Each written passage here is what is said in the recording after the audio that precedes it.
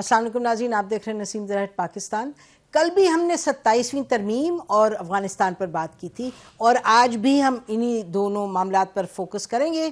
27ویں ترمیم جو ہے اب تو وہ ٹیبل بھی ہو گئی سینٹ میں اور کمیٹی میں بھی چلی گئی ہے، اور اس پر بہت سی رائے سامنے آ رہی ہیں۔ جو دستاویز ہے وہ بھی سامنے آ گیا، جس میں کہ ہمیں لگتا ہے جو دو کرٹیکل چیزیں ہیں وہ ایک آئینی عدالت جو ہے اس کے حوالے سے، اور دوسرا جو آرٹیکل 243 آرمی کے اندر کچھ چینجز کے حوالے سے بات چیت ہے، تو اس پر بات کریں گے۔ اور ناظرین، افغانستان پر کل تھا کہ جی معاملات کچھ کھٹائی میں پڑ گئے بات چیت کی، لیکن آج پاکستان کی جو ڈیلیگیشن ہے وہ واپس آ گئی ہے، افغانستان کی اپنے ملک واپس چلی گئی ہے۔ پاکستان نے شکریہ ادا کیا ہے قطر کی اور ترکی کی کہ جو ثالثی انہوں نے کی ہے۔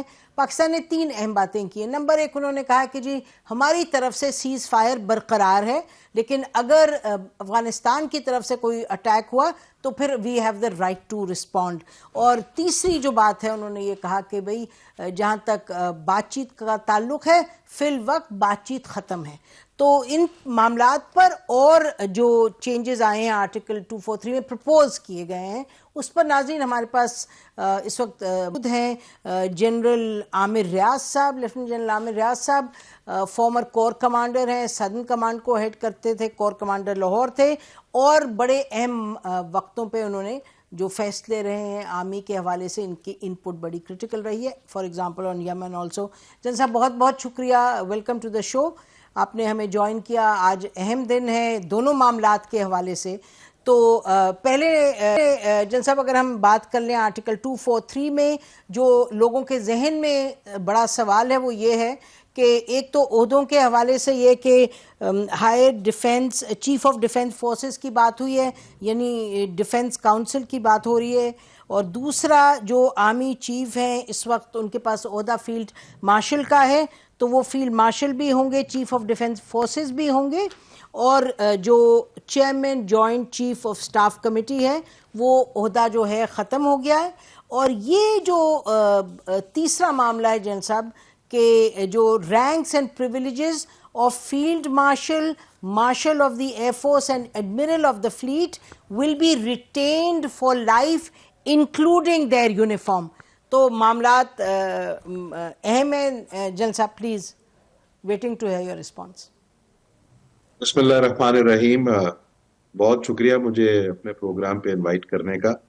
تو پہلے تو میں بات کروں گا یہ جو اپوائنٹمنٹ ہے چیف آف ڈیفنس فورسز، اس کے حوالے سے یہ دیکھیے آج یا کل یا پچھلے 1-2 سال کا معاملہ نہیں ہے، اس میں بہت پہلے سے ہم جب تھوڑے سے جونیئر بھی تھے اور پلاننگ ایمو ڈائریکٹریٹ میں، ملٹری آپریشن ڈائریکٹریٹ میں ہم جب پلاننگ کے لیے اکٹھے ہوتے تھے تو اس وقت بھی ہم اس چیز کو محسوس کیا کرتے تھے، اور اس پہ بہت ڈبیٹ ہوا کرتی تھی کہ اب جو فیوچر وار ہے، جو کریکٹر آف وار ہے، اس کے مطابق 3 سروسز سیپریٹلی جنگ نہیں کر سکتی، اور ایک کوہیسو ملٹری اسٹریٹجی کا ہونا ضروری ہے جہاں پہ وہ ایک جگہ پہ کنسیو ہو with everybody's input, اور اس کے بعد اس کو جو اس کے آپریشنل اسٹریٹجیز ہیں وہ ساری آپس میں ایک طرح سے سنکرونائزڈ ہوں۔ ابھی آپ دیکھیے کہ جیسے آپ نے دیکھا چھوٹا سا کانفلکٹ تھا، اس میں اسپیس، ایئر، اس کے بعد سائبر، اس کے بعد الیکٹرانک وارفیئر، اس کے بعد زمین، اس کے بعد navy, all these operations were taking place. اب ان سب کو ان کو ملٹی ڈومین آپریشنز بھی کہتے ہیں، اور یہ پیرلل چل رہے ہوتے ہیں۔ ان سب کو کنسیو کرنا، ان سب کو ڈیولپ کرنا، ان سب کو ایگزیکیوٹ کرنا in the face of a threat, it requires a cohesive command and control system جو کہ پلاننگ کے لیول سے لے کے ایگزیکیوشن کے لیول تک چیزوں کو مینج کر سکے، دیکھ سکے۔ تو یہ بہت پہلے ڈٹرمن کر لیا تھا، چند سال پہلے اس پہ بہت ساری سٹڈیز ہوئیں، یہ ڈٹرمن کیا کہ جی ہمیں ایک چیف آف ڈیفنس سٹاف کی ضرورت ہے۔ بالکل امپارشلی بات کرتے ہوئے، میں اس کی پالیٹکس مجھے نہیں معلوم، میں تو ایک as a soldier, as a military officer یہ بات کرنا چاہ رہا ہوں کہ دس واز ایبسلیوٹلی اسینشل، اس کی ضرورت ہے پاکستان۔ جی بالکل صحیح جو فرمایا۔ دوسری بڑی امپورٹنٹ چیز ہے، اس سے آپ کی جو ملٹری اسٹریٹجی ہے وہ بہت کوہیسو ہو جائے گی۔ This will also become cost effective, یہ یاد رکھیے گا۔ ہم تینوں سروسز میں کچھ کام ایسے کر رہے ہوتے ہیں جو کہ کامنلی بھی ہو سکتے ہیں اور ہو رہے ہیں۔ There is a growing coordination between the three services.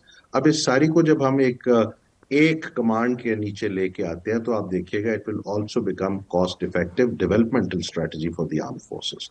तो ये तो इसके फायदे हैं जो कि सबको पता है. ये मैं नहीं सिर्फ कह रहा, आप किसी भी आर्म्ड फोर्सेस के ऐसे आदमी से जो इन मामलात के साथ डील करता है, he will tell you that this is absolutely essential, quintessential इसको कहते हैं कि ये जरूरत है आज की मॉडर्न वॉरफेयर के अंदर जाते हुए. जी, जैसे अभी आपने कहा जैन साहब, वी सॉ दिस, ये इंडिया के साथ जो एक हुआ हमारा कॉन्फ्लिक्ट छोटा सा, उसमें जो मसलन एयर स्पेस थी उसमें आपके ड्रोन्स भी थे, आपके मिसाइल्स भी थे, आपके प्लेन्स भी थे, तो all of this is in some ways shared तीनों फोर्सेस के साथ भी. या तो इसके अलावा भी देखिए ना, एक तो ये है जो नजर आ रहा था कि ये इतने सारे weapon systems were sharing one space. इसके अलावा there are intelligence operations which are also taking place concurrently, which includes electronic intelligence, which includes so many other things. वहां पे भी बहुत सारी शेयरिंग हो रही होती है, right from the space to the under the sea submarines तक. तो ये सारे मामलात को कोऑर्डिनेट करके एक well coordinated orchestrated effort to defeat a threat, इसके लिए इसके अलावा गुजारा नहीं था. ये होना था और ये बहुत अच्छी बात है कि इसको अब कर लिया जाए. तो ये तो है इसकी ऑपरेशनल नेसेसिटी. जो दूसरी चीज आपने कही, strategic forces command. Strategic forces command is a very very specialised command. इसमें हमारे पास जो जी it deals with our nuclear, और हमारे पास उसमें we have components in the Air Force, we have components in the Navy, we have components with the Army, and obviously under the larger umbrella of the SPD. उसके लिए ये strategic forces command का होना भी बहुत ही जरूरी था. It will improve your deterrence, it will make it more cohesive, और कमांड कंट्रोल जो पाकिस्तान का वैसे ही बहुत अच्छा है, अल्हम्दुलिल्लाह द वर्ल्ड रिकॉग्नाइजेस कि हमारा न्यूक्लियर का कमांड कंट्रोल बहुत अच्छा. This is one step forward to make it even better. तो मेरी गुजारिश ये होगी, बहुत सारे लोगों से एनालिसिस जरूर कर लेना चाहिए इसको, लेकिन ये दोनों चीजें as a military man who's spent all his life doing this stuff, इसको हमें पोलिटिसाइज नहीं करना चाहिए, और इस पे बातचीत जो है ना एक लिमिट तक हमें रखनी चाहिए, which is based on objective analysis of the requirement. अच्छा जैन साहब, ये फरमाइएगा कि तो इस वक्त नेशनल कमांड अथॉरिटी जो है, where does this go जब आप इसकी बात करते हैं स्ट्रेटेजिक कमांड की? National Command Authority stays. It is an overarching organization which is headed by the Prime Minister, and आपको उसकी सारी पता है. जी जी ठीक है, fair enough. तो जो चेयरमैन जॉइंट चीफ तो खत्म हो जाता है ओहदा. जी, चेयरमैन जॉइंट चीफ की फिर जरूरत नहीं रहती.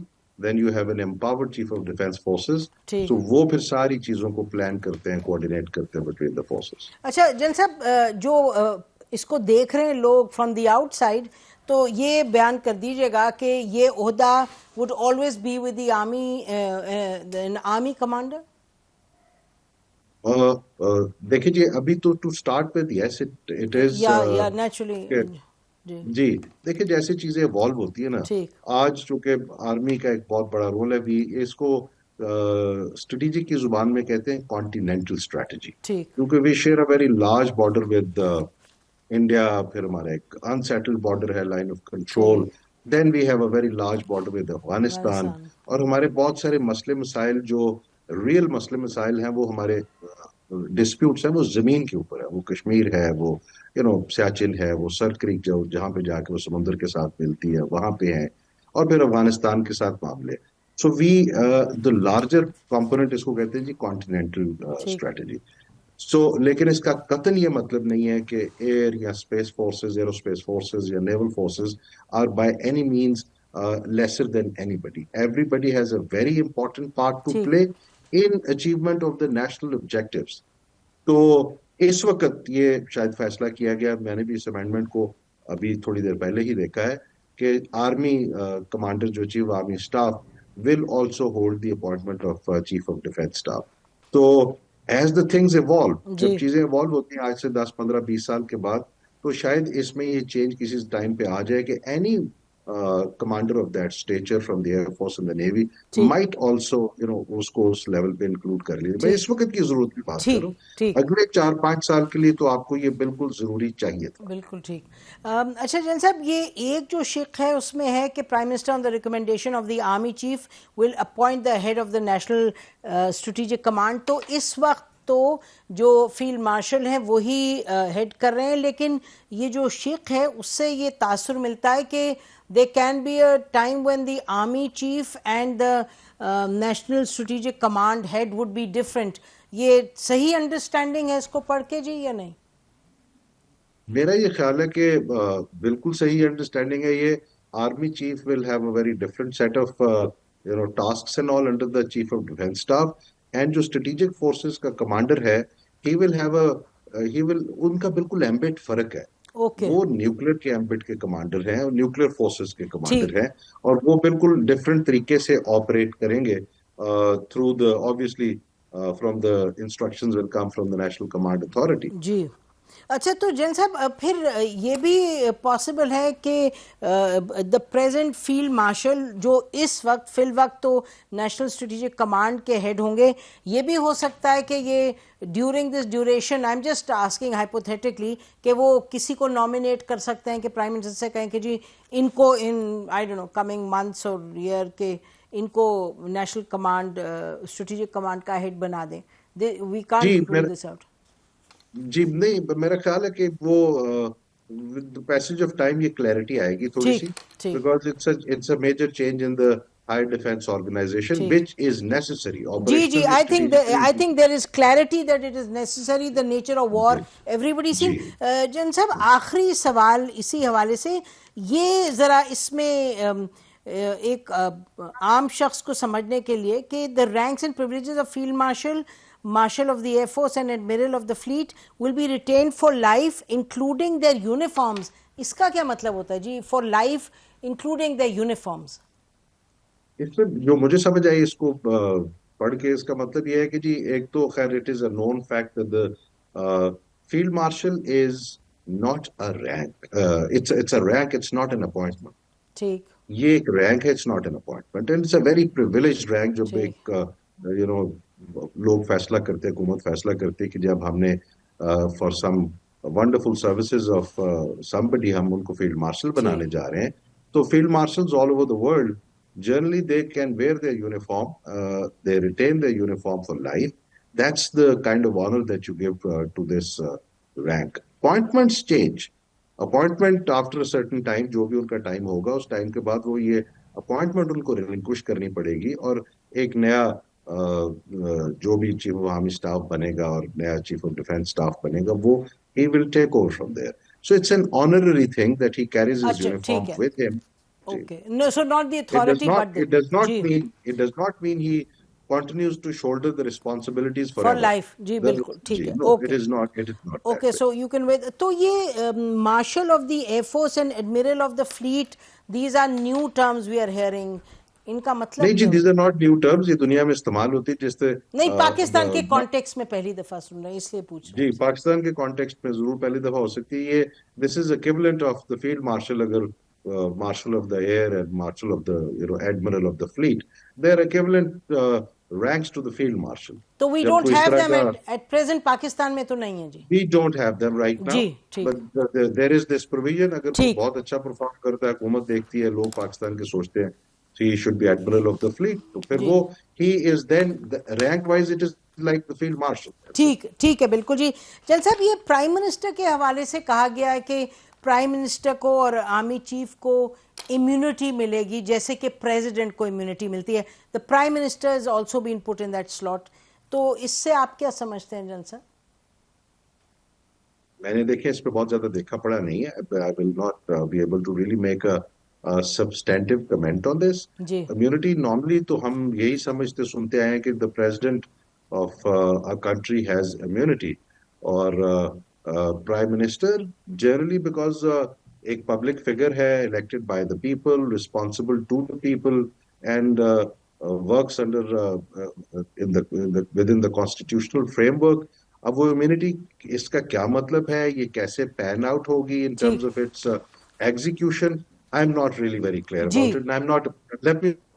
ٹھیک ہے یہ جی پھر یہ دونوں کا ذکر ہے اس میں، آرمی چیف کا بھی ان کا بھی، بٹ بہرحال آپ نے فرمایا کہ اس پہ آپ زیادہ کامنٹ نہیں کر سکتے کیونکہ آپ نے اس کو نہیں کیا ریویو، بٹ بہت شکریہ جنرل صاحب. ہم بریک کے بعد آپ کے پاس واپس آئیں گے، بات کریں گے. ناظرین ہمارے ساتھ رہیے گا. ویلکم بیک ناظرین، ہمارے ساتھ لیفٹیننٹ جنرل عامر ریاض صاحب ہیں. جنرل صاحب افغانستان پر اب فرما دیجیے گا کہ دونوں ڈیلیگیشنز اپنے ملک واپس چلی گئی ہیں، اور ایک جو دلچسپ بات اور سامنے آئی ہے وہ یہ کہ رپورٹڈلی انہوں نے افغانستان کی ڈیلیگیشن نے یہ آفر کیا کہ ہم کوئی دینی اس کے حوالے سے بات کر دیتے ہیں، اپنے جو درس ہے اس میں ذکر کر دیتے ہیں. تو پاکستان نے کہا کہ آپ پھر فتویٰ جاری کیجیے گا کہ جو پاکستان پر اٹیک کرے گا وہ غلط ہوگا، اور اس کے خلاف جو بھی ایکشن کی بات کی تو انہوں نے اس سے انکار کر دیا. دس از بیسکلی رپورٹڈلی جو بات ہے، میں کنفرم نہیں ہے، but any way where are we now جنسا ود افغانستان؟ I think پہلی بات تو اس سے بڑا کلیئر نظر آ رہا ہے کہ مذاکرات کامیاب نہیں ہوئے، اور وہ کابل آ گئے ہیں، ہمارے لوگ واپس اسلام آباد آ گئے ہیں. یہ مجھے معلوم ہے کہ پاکستان نے یہ کہا ہے کہ ہم سیز فائر کو مینٹین کریں گے اس وقت تک جب تک افغانستان کی طرف سے کوئی پاکستان میں در اندازی اور پاکستان کے اندر کوئی حملہ نہ ہو. اگر پاکستان کے اندر حملہ ہوا تو پھر پاکستان ریزروز دا رائٹ، اور پھر وہ حق رکھتا ہے کہ وہ اس کا جواب دے اپروپریٹلی، اور from wherever the attack is emanated, چاہے وہ افغانستان کے اندر جو خارجی بیٹھے ہیں پی ٹی پی والے اور بی ایل اے والے، تو پھر پاکستان کے پاس یہ رائٹ ریزروڈ ہے that Pakistan will respond to that. تو یہ بہرحال میرا خیال اچھی سچویشن نہیں افغان طالبان کے لیے اور اس رجیم کے لیے، کیونکہ it is not in the interest of the people of Afghanistan. Interest of the people of Afghanistan اور interest of the Afghan state is, and likewise Pakistan, کہ ہم دونوں اسٹیٹ کے درمیان میں اچھے ریلیشنز ہوں، and we are like peaceful neighbours. اسی سے سوشو اکنامک ڈیولپمنٹ ہونی ہے، اسی سے کنیکٹیوٹی بڑھنی ہے، اسی سے افغانستان کی جو لوگ ہیں جو وہاں کے رہنے والے ہیں ان کی زندگیوں میں بہتر فرق پڑے گا. تو یہ میرا خیال ہے افغان طالبان رجیم کو کچھ عرصے میں اس چیز کی خود سمجھ آنا شروع ہو جائے گی کہ یہ جس ڈائریکشن میں جا رہے ہیں، یہ ڈائریکشن ان کے ملک کے اور ان کے لوگوں کے انٹرسٹ میں نہیں ہے. اب مجھے نہیں معلوم کہ وہ کیوں اتنی تنگ نظری کا مظاہرہ کر رہے ہیں. ادھر اٹ از بیکاز وہ کوئی ان کی ایسی کمپلشنز ہیں کہ وہ ٹی ٹی پی ان کو وہاں سے نکال نہیں سکتے، یا اتنی ان کی کیپیبلٹی نہیں ہے. بلکہ اب یہ جو آپ نے بات کی میرے پاس اس پر کنفرم تو نہیں ہے کہ وہ اس کے اوپر وہ فتویٰ دینے کے لیے تیار نہیں ہے، وچ مینس کہ یہاں پہ تو پھر اس کا مطلب ہے کوئی ایشو جو ہے وہ زیادہ گمبھیر ہے، اور وہ تھوڑا سا نیت کا ایشو بھی ہے، اس میں کیپیبلٹی کے علاوہ نیت کا ایشو بھی ہے. دین دیر از اندر اس کی ڈائمینشن تو بہت ساری ہے. ایک اور ڈائمینشن بھی ہے اس کی، وہ یہ ہے کہ جی افغانستان کے اندر افغان طالبان رجیم کے اندر بہت سارے اختلاف ہیں، بہت ساری پشتون آرگنائزیشنز اس حکومت کے رویے سے خوش نہیں ہے. پھر there are other people in Afghanistan جو ریزسٹنس فرنٹ کے لوگ ہیں، وہ ان سے خوش نہیں ہیں. اباؤٹ 50% پلس پاپولیشن عورتوں کی جو ہے وہ بالکل رائٹس ہیو بین، آپ پتہ ہے میں اس سے زیادہ کیا بات کروں، کہ بالکل بیچاری دبی ہوئی ہیں وہاں پہ. تو ایسی صورتحال میں یہ کوئی بہت تنگ نظری والی ان کی سوچ ہے کہ وہ پی ٹی پی جیسے لوگوں کو اپنے پاس رکھنا چاہتے ہیں، ان کو ان کی حفاظت بھی کرنا چاہتے ہیں، اور پھر پاکستان کے ساتھ بات بھی کرنا چاہتے ہیں، اور بات کرنے کے لیے چلے بھی گئے. May be that was because of some pressures that was بھی ان کے اوپر تھے. لیکن یہ اسٹریٹجی آف فیلئر، یہ شارٹ سائٹڈ ہے، تنگ نظری کی اسٹریٹجی، اس نے فیل ہو جانا. افغانستان کے لوگوں نے، آپ دیکھ لیجئے گا چند مہینے کے بعد آپ کو اس کے ایفیکٹس نظر آنا شروع ہو جائیں گے. unless Kabul changes its behavior and behaves like a normal state. اگر انہوں نے اسی طرح بہیو کیا تو یہ تو بہت ان کے لیے مشکلات پیدا ہو جائیں گی ود ان، اور کیونکہ دس از اگینسٹ انٹرسٹ، یہ لوگوں کے انٹرسٹ میں نہیں ہے افغانستان کی جس طرح کی یہ بات چیت کر رہے ہیں. تو مجھے تو یہی سمجھ آتا ہے. دوسرا ایک اور بڑی امپورٹنٹ چیز ہے کہ اگر افغان طالبان اتنے کمزور ہیں کہ وہ ایسی آرگنائزیشن کو رکھے ہوئے ہیں جو بالکل ڈائریکٹلی جن کو انڈیا سے سپورٹ آتی ہے، تو اس کا مطلب ہے اب دے آر بیکمنگ کانڈوئٹس، یہ کانڈوئٹس بن رہے ہیں between India and such organisations. تو یہ معاملہ جو ہے نا یہ انٹرنیشنلی بھی اور ود ان افغانستان اور جو نیبرنگ کنٹریز ہیں وہاں پہ یہ کسی نے اس چیز کو ایکسپٹ نہیں کرنا. They are losing their credibility fast.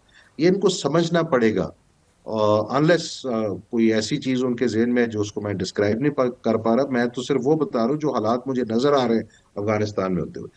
دیکھیں جی, دے ہیو وائلیٹڈ, آپ آ جاتے ہیں moral grounds, they have violated all morality, جس میں پشتون ولی, جس کا یہ بڑے چیمپئنز اپنے آپ کو کہتے ہیں پشتون ولی کے چیمپئنز ہیں, they have violated that. Good neighbourly conduct, they have violated that. جو انٹرنیشنل نارمز ہیں they have violated that. And they do not have the grit کہ وہ فتویٰ دے دیں, کہتے ہیں ہم درس میں دے دیں گے. دیکھیں بڑا سمپل ہے, یہاں آپ کسی اسٹیٹ کو ڈکلیئر کرتے ہیں کسی علاقے کو دارالحرب یا دارالامن, تو یہ فتویٰ دینے میں کوئی قباحت نہیں ہونی چاہیے تھی کہ پاکستان دارالحرب نہیں ہے, پاکستان دارالامن ہے. تو اس کا مطلب ہے کہ there is something which is be holding them, کوئی فورسز ہیں, کوئی پریشرز ہیں جو ان کو روک رہے ہیں. ٹھیک, تو بیسکلی جی آئی گیس آپ نے بڑی کمپریہنسولی یہ ایکسپلین کر دیا. اور جیسے آپ نے کہا, میرا خیال ہے کہ جس طریقے سے خطے میں علاوہ ہندوستان کے جو خطے میں تو نہیں ہے, لیکن بہرحال اس کے علاوہ ایک ایک ملک پلس قطر جس نے کہ ان کو بڑا سپورٹ کیے, وہ سب دیکھ رہے ہیں جو ریالٹی ہے. جن صاحب جیسے آپ فرما رہے ہیں, I think it doesn't mean well for Afghanistan, لیکن افغانستان کے تاجر جو ہیں ادھر بھی ہمیں جو معلوم ہوا ہے وہ یہی ہے کہ وہ کافی پریشان ہیں. ننگرہار کا جو چیمبر ہے آپ دیکھیں, ہزاروں کی تعداد میں ٹرکس ادھر پھنسے ہوئے ہیں, اس طرف پھنسے ہیں.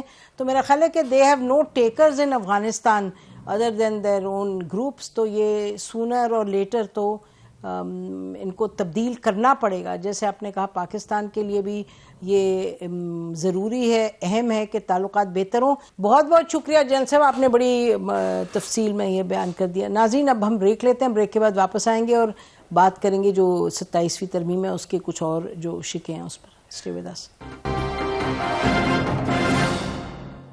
ویلکم بیک ناظرین. ابھی آپ نے سنا تفصیل میں جنرل عامر ریاض صاحب تھے جو آرمی کے حوالے سے جو شکوں میں تبدیلی آئی ہے اس کا انہوں نے ذکر کیا. ہمارے ساتھ اس وقت ناظرین حافظ احسان احمد صاحب ہیں, سینئر لائر ہیں. کچھ لوگ کہتے ہیں کورٹس میں بھی چلے جائیں گے, کوئی کانسٹیٹیوشنل کورٹ میں آپ جانے والے ہیں, ابھی آپ بتا رہے تھے. اور دوسرے بیرسٹر سعد رسول صاحب ہیں ناظرین, بڑے عزیز دوست ہیں اور بڑی تندہی سے ان ایشوز پر وہ فوکس رکھتے ہیں اور بڑی کھری بات کرتے ہیں. بہت شکریہ سعد فار جوائننگ اس. تو آپ دونوں سے میں چاہوں گی کہ جو کانسٹیٹیوشنل کورٹ ہے, جو دوسرا بڑا معاملہ ہے جو سامنے آیا ہے اس امینڈمنٹ میں, تو پہلے آپ بیان کر دیجئے گا کہ کانسٹیٹیوشنل کورٹ کے حوالے سے بہت سے سوالات ہیں. وہ میکنزمز تو سامنے آ گئے ہیں کہ جج کون بنے گا, اور ٹرانسفر جو نہیں مانے گا اس کو گھر بھیج دیں گے, اور جو عمر کی تبدیلی کی بات ہے. تو ان پرنسپل آپ کو لگتا ہے جو کانسٹیٹیوشنل کورٹ ہے وہ جو پاکستان کا آئین ہے اور سپریم کورٹ تو پھر سیکنڈری ہو جائے گا نا افیکٹولی؟ جی بسم اللہ الرحمن الرحیم. ایک تو یہ ہے کہ اگر پاکستان کے جو پچھلے 12 14 15 سال جو ہیں, اگر آپ اس کو ڈیوائیڈ کریں تو ایک وہ سچویشن ہے کہ جو آپ کو 2022 سے پاکستان کی پولیٹیکل یا کانسٹیٹیوشنل چیز نظر آئے گی, اور ایک اس کے بعد جو 2022 سے آپ کو ایک ڈیولپنگ نظر آئے گی. 2022 سے پہلے پاکستان کی جتنی بھی میجر پولیٹیکل پارٹیز تھی including the P T I جو تھی, وہ کانسٹیٹیوشنل کورٹ کے اوپر متفق تھیں, اور اس کے اندر یہ تھا کہ اس طرح کی کانسٹیٹیوشنل کورٹ بننی چاہیے کہ جس کے اندر interpretation of law, advisory jurisdiction, enforcement of fundamental rights, یا اس کے ساتھ ساتھ جو پروونسز کے فیڈرل گورنمنٹ کے آپ ایشو آئے, آل دا میٹرز آف دا اسٹیٹ آئے, اور یہ میٹرز جو ہے ہائی کورٹس میں بھی اسی طرح کی بننی چاہیے. اب یہ ہے کہ چارٹر آف ڈیموکریسی میں بھی آ گیا, 2007 کے اندر آیا. یہ 18th امینڈمنٹ کے اوریجنل چیزوں کے اندر بھی کانسٹیٹیوشنل کورٹ شامل تھی, لیکن چونکہ افتخار چودھری صاحب آئے ہوئے تھے اور ایک بڑے ہاکش قسم کے ایک موومنٹ کے بعد آئے تھے, تو انہوں نے گیو اپ کر دیا ان ساری پولیٹیکل پارٹیز نے, اور صرف جو اپوائنٹمنٹ آف ججز ہے اس کی حد تک آرٹیکل 175A کہا, اور وہ بھی سپریم کورٹ نے کہا کہ آپ نہیں کر سکتے, ہم ہی چاہیں کہ ہم کس طرح کریں گے. اور پھر 19ویں ترمیم آئی جی, پھر اس کے بعد آپ کو پتا ہے کہ جو بھی آیا. تو آج جو آپ کو ہے یہ وہی ڈرافٹ ہے کانسٹیٹیوشنل کورٹ کا جو پچھلے سال اکتوبر کے اندر ان پولیٹیکل پارٹیز کو شیئر کیا گیا تھا. اس کے اندر یہی تھا 2 جگہ جورسڈکشن آئے گی. جی فضل الرحمان صاحب کہہ رہے ہیں آپ واپس لے آئیں جو وہ ایپلیٹ جورسڈکشن ہے, چونکہ اس کے اندر یہ تھا کہ کانسٹیٹیوشنل کورٹ کی جگہ کانسٹیٹیوشنل بینچ کی طرف گئے, اور جو کانسٹیٹیوشنل بینچ تھا اس کا 1 سال آپ نے حال دیکھا. تو میرا خیال ہے کہ اس کے اندر ایسا سچ کوئی ایسا ایشو نہیں. ہاں پولیٹیکلی اب ایک آرگومنٹ آئے گا کہ جی سپریم کورٹ ڈسمنٹل ہو گئی ہے, فلانا ہو گیا, یہ آگے. لیکن آپ سے سوال کر رہی ہوں کہ ختم ہو گیا نا سپریم کورٹ. اب یہ ہے کہ سپریم کورٹ جو ہے اس کے اندر جائے گی ایپلیٹ ساری, اور یہ جو کانسٹیٹیوشنل کورٹ ہے اس کے اندر جائے گی آرٹیکل 199 کے نیچے جتنی بھی کیسز آئیں گے وہ وہاں پہ جائیں گے, اور وہاں کے اوپر کانسٹیٹیوشنل کورٹس ڈیسائیڈ کرے گی. اور وہاں کے اوپر جو ایک ٹارگٹ تھا کہ جی جوڈیشل کمیشن جو ہے وہ فیصلے کرتا ہے کہ بینچ میں کون جانا چاہیے یا نہیں جانا چاہیے. تو to the extent of constitutional court جو ہے جوڈیشل کمیشن کا اپوائنٹمنٹ آف ججز ان بینچز جو ہے وہ ختم کر دیا گیا ہے اس امینڈمنٹ کے اندر. اب وہ صرف رول جو ہے وہ پروونسز کی حد تک جوڈیشل کمیشن کا ہے. جب یہ کہا جاتا تھا کہ یہ 3 جج شامل کیے جانے چاہیے, سپریم کورٹ کے اندر یہ شامل نہیں کیے گئے, تو اب کانسٹیٹیوشنل کورٹ کے اندر جو وہ اپنے رولز فریم کرے گی, خود ہی انڈیپینڈنٹ اپنے کانسٹیٹیوشنل بینچ بنائے گی, جوڈیشری خود بنائے گی. اس کے اندر ایگزیکٹو یا جوڈیشل کمیشن کا کوئی رول نہیں ہے, چونکہ آرٹیکل 191A جو ہے وہ آپ نے ٹوٹلی ختم کر دیا. یہ موٹی بات ہے. ہم اپوائنٹمنٹس پہ بھی آئیں گے, اپوائنٹمنٹس کیسے ہوں گی, لیکن اوور ٹو یو سعد, اس کو آپ بتائیے آپ کیسے دیکھ رہے ہیں. بہت شکریہ میم. جیسے کہ آپ نے ابھی اپنے بھی کامنٹ کے اندر کہا, ایک چھوٹی سی بات کی کہ سپریم کورٹ ایفیکٹولی ختم ہو گئی. میں اس کو تھوڑا سا آپ کی اجازت سے اس میں وضاحت کرتا چلوں, اور میرا خیال ہے حافظ صاحب بھی اس بات سے ایگری کریں گے کہ چلیں اگر آپ اس کو صرف پرائما فیشا پڑھ لیں, صرف آئین کی ترمیم کو, تو سپریم کورٹ آف پاکستان کے پاس ہائی کورٹ سے کم اختیارات ہیں. ہائی کورٹ کے پاس اختیار ہے, ہائی کورٹ کے ججز کے پاس, اور وہ کانسٹیٹیوشنل بینچ میں ہوں یا دیگر بینچز میں ہوں, کہ وہ پلینری جورسڈکشن کے مطلب ریگولر مقدمے بھی سن سکتے ہیں, وہ رینٹ کے مقدمے بھی سن سکتے ہیں, وہ فیملی میٹرز بھی سن سکتے ہیں, ان میں سے کچھ جج صاحبان آئین کے مقدمے بھی سن سکتے ہیں, وہ گورنمنٹ کے مقدمے بھی سن سکتے ہیں, وہ دیگر بھی اس طرح کی چیزیں سن سکتے ہیں.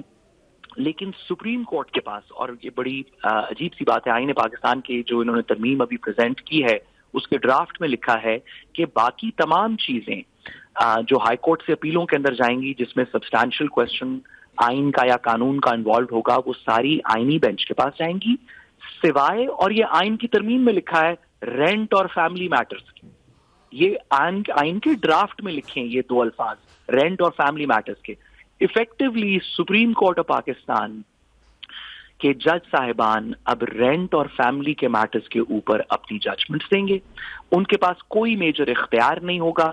ہائی کورٹ کے جج صاحبان آئینی, قانونی, اسٹیٹ سٹرکچر, فنڈامنٹل رائٹس کے اوپر فیصلے کر سکتے ہیں ہائی کورٹ کے اندر سے, لیکن جب اس کی اپیل جائے گی, جب وہ اوپر جائے گا, تو سپریم کورٹ کے پاس اس کے اندر کوئی اختیار نہیں ہوگا. سپریم کورٹ بالکل مائنر, جیسے سول کورٹ اور دیگر سیشنز کورٹ کی عدالتیں, کچھ آپس میں 2 انٹرپرسنل ایشوز کے اوپر آپ کا میرا جھگڑا ہو گیا کہ آپ کی گھر کی دیوار جو ہے وہ 6 انچ ادھر ہے, وہ 6 انچ ادھر ہونی چاہیے, اس طرح کے معاملات کی اپیلیں from time to time supreme court جائیں گی.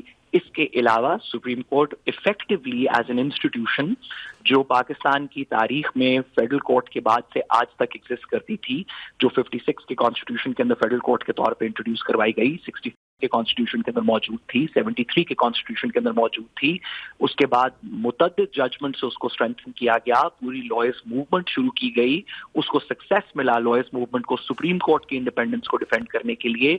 اسی کتاب 18ویں اور 19ویں ترمیم ہوئی, وہ آج کے بعد یا اس ترمیم کے بعد وہ ایفیکٹولی ایگزسٹ نہیں کرتی, اور یہ ایک آئینی بینچ ہوگا جو جیسے کہ ابھی حافظ صاحب فرما رہے تھے, جس کی ایک مخصوص طریقے سے اپوائنٹمنٹس ہوں گی اور وہ تمام فیصلے کرے گا. سپریم کورٹ کا انسٹیٹیوشن نام کے بنا پہ بطور نام تو ایگزسٹ کرتا ہے, لیکن اس کی پاور جیسے میں نے کہا کہ ہائی کورٹ کی جج سے کم پاور ہوگی سپریم کورٹ کے جج کی یا سپریم کورٹ کی کسی متعلقہ چیز کی.